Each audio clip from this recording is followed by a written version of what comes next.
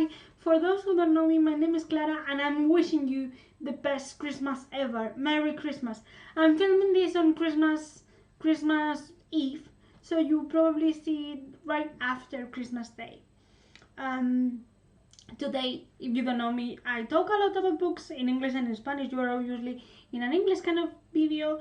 And today I want to talk to you about a book that is very important for me, which is this one I have here, Tú también puedes volar, by Cristina Martin De Francisco. This is a Spanish book, a YA contemporary book about a girl called Diana who has cerebral palsy and has to do, the high school stuff on a day-to-day basis.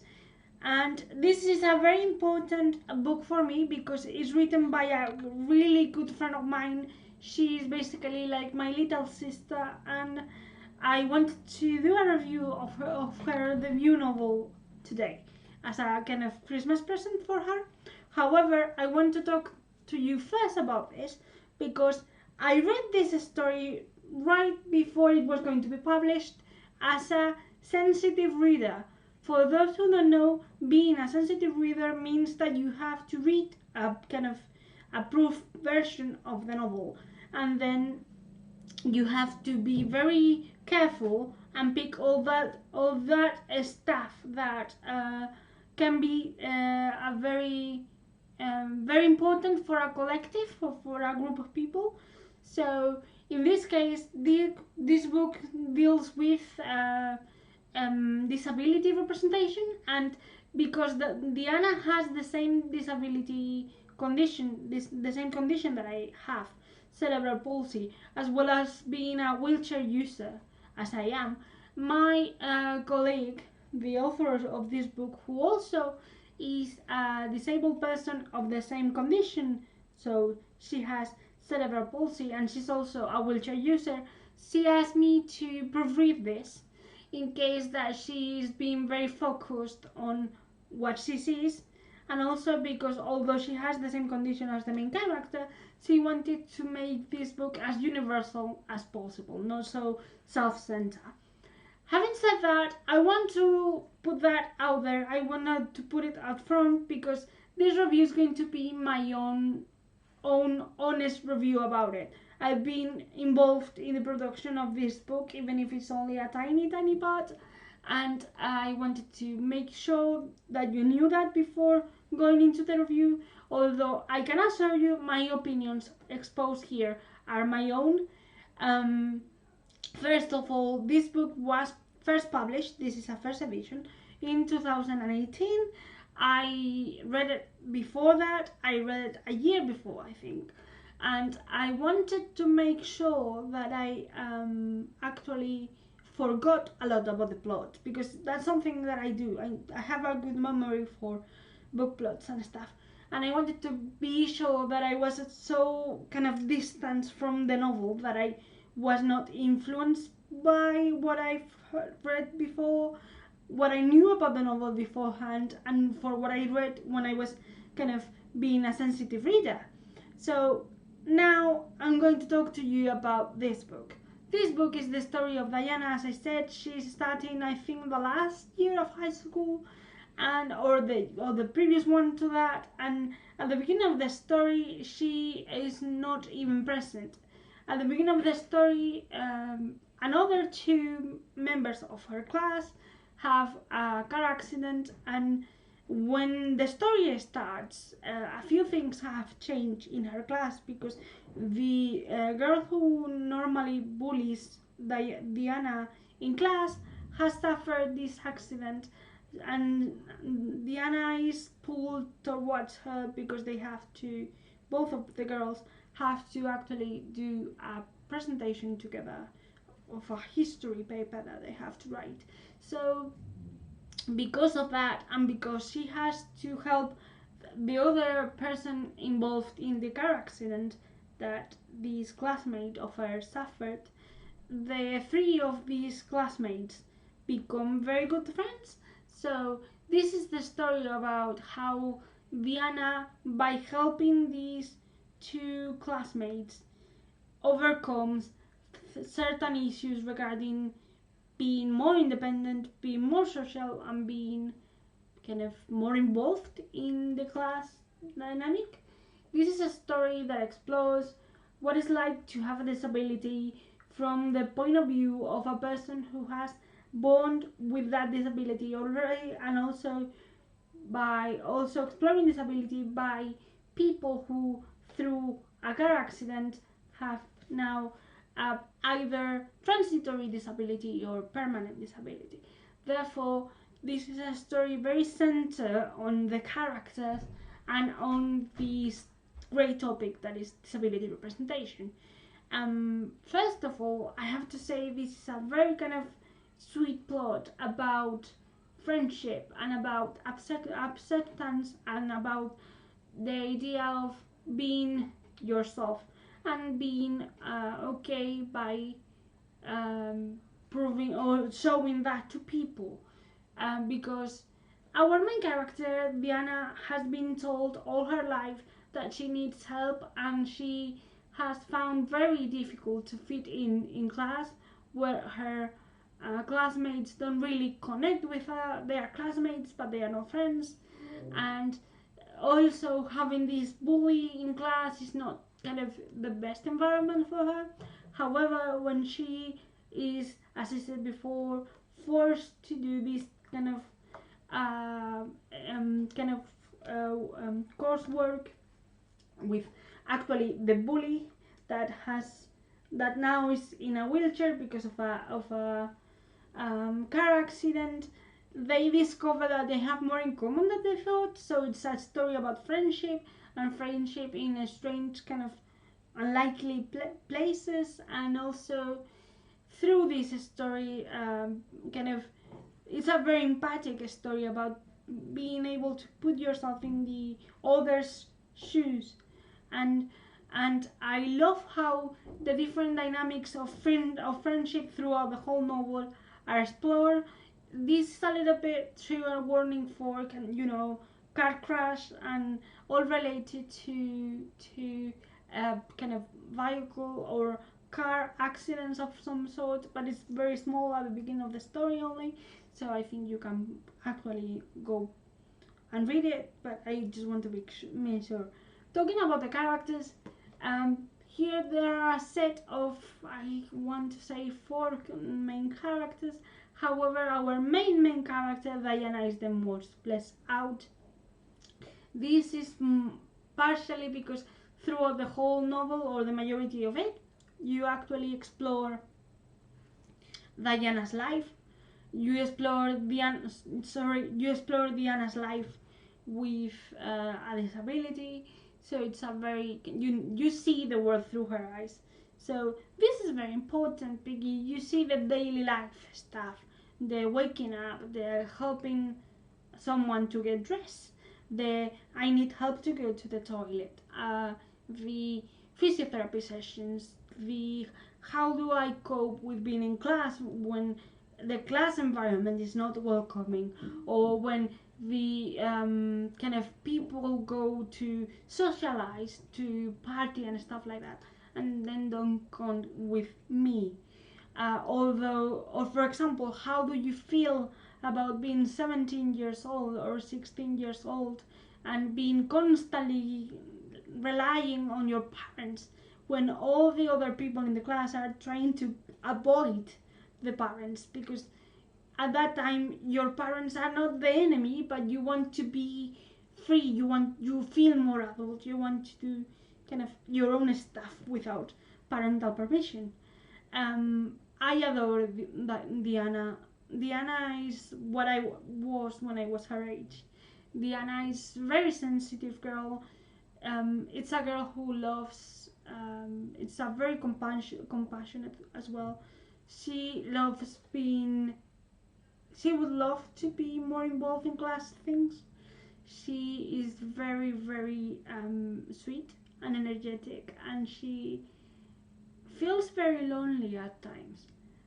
She's very disconnected to her classmates or from her classmates, as well as she would love to have, more social life, a romantic, more private life.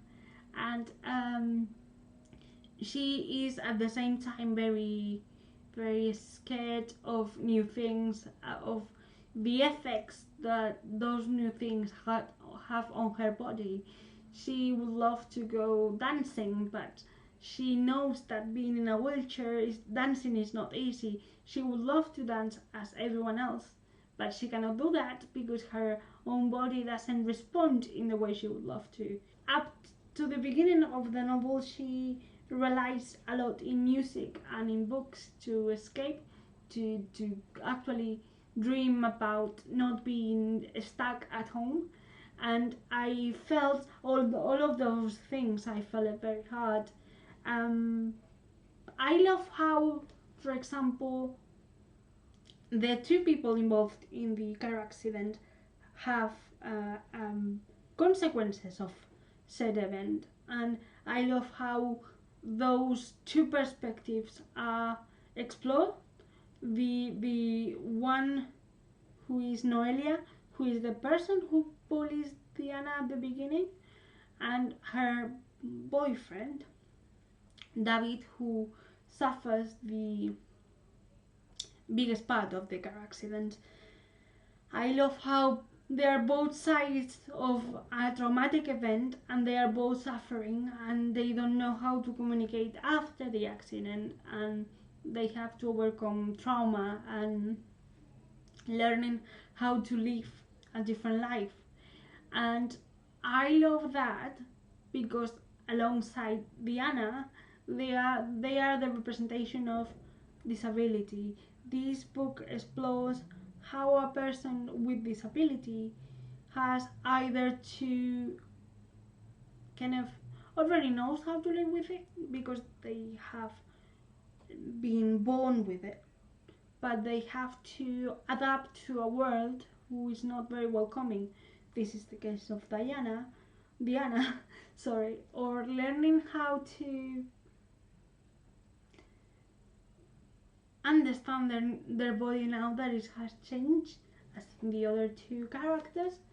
I love that because through, as I said before, through Diana's world, through Diana's eyes, the reader has the ability to understand and to live days and days and days with someone with a disability so important as to be in a wheelchair. But also, I love this book because it explores the physiotherapy sessions not only as a way of recovering and healing, which is the normal part because the goal is to walk, but what happens when you know that that's not going to be possible.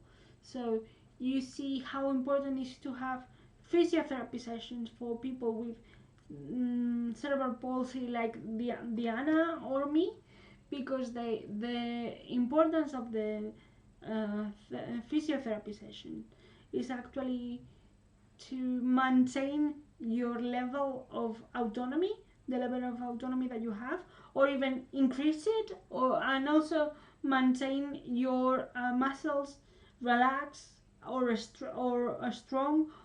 So you have this physiotherapy as a kind of constant in your life because you need it to be able to continue do what you do, even if it's a little bit or a lot. And I love how sport is also explored in this novel. We explore how is baseball in a wheelchair. And one main thing is like, okay, they just pass the ball and try to, you try to enter through the hoop. But no, it's as violent or even more than the regular basketball. And I adore it. I think I love them. I love this book very much because of the exercise that it does of trying to force the reader to explore these different lives that are basically always very stereotypes, or they are treated as a stereotype or as a kind of phase when what you expect is to be healed, fully healed. So being able to be not disabled, and that's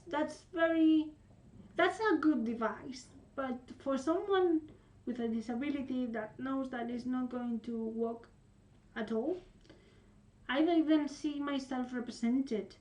I wanted to see someone, I don't know, going out, falling in love, and doing a lot of stuff in a wheelchair and being okay with that.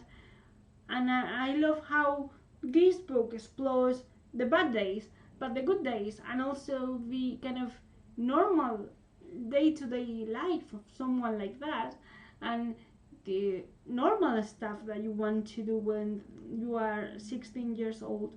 You want to go out with your friends, you want to go partying, you want to go to dance, you want to have a boyfriend.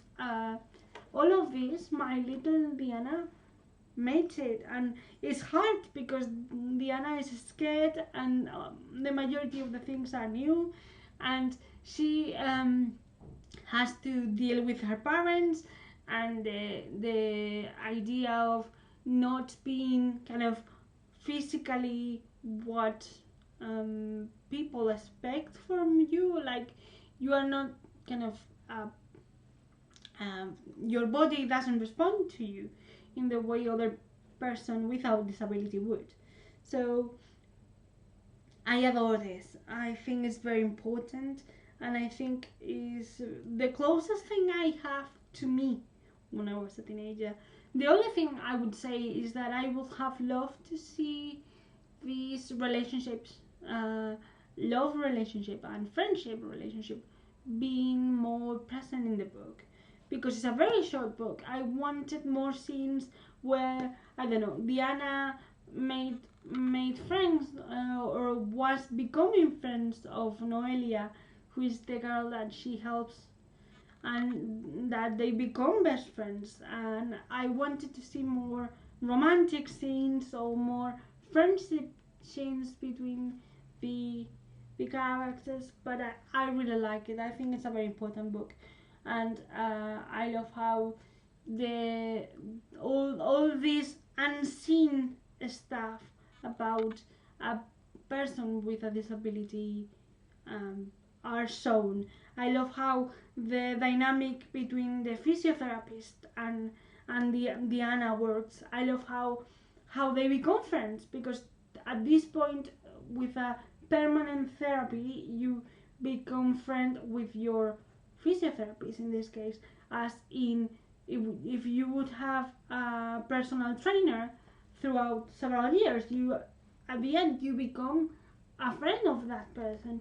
And I love how explored the physiotherapy is explored. You see the sessions, you see how it's like for Diana to go to the basket and to explore sports, as well as going out and going to the films and doing stuff.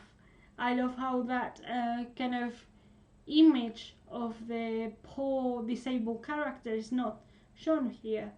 Those are preconceived ideas that the rest of the characters have about her, but those ideas are smashed by the time that they get to know my baby Diana at the end.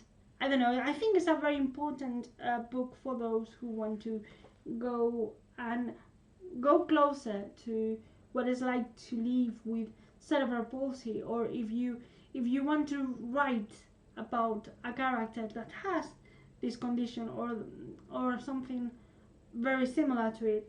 I think it's the closest thing to the reality that you may find. And I know that's partially because Cristina has cerebral palsy as well, but it's not her life. It's a fictional character living her own life, and it is true that some of the experiences are shared, because I saw so many situations in which I already lived those. I have to say that the style is very kind of easy to read, very kind of focus is very contemporary. So I think if you have a medium kind of level of Spanish, you will be able to read it, because at this point it's only available in Spanish.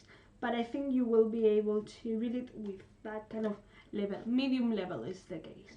Having said that, it's very important to have this book in my hands, not only because it's written by one of my best friends, but because it's important to be out, to have this out in the world for those in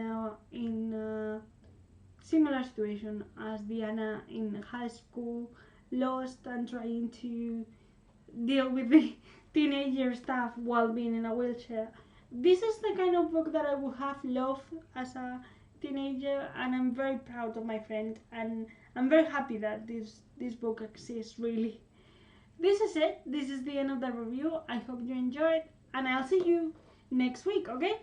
Bye!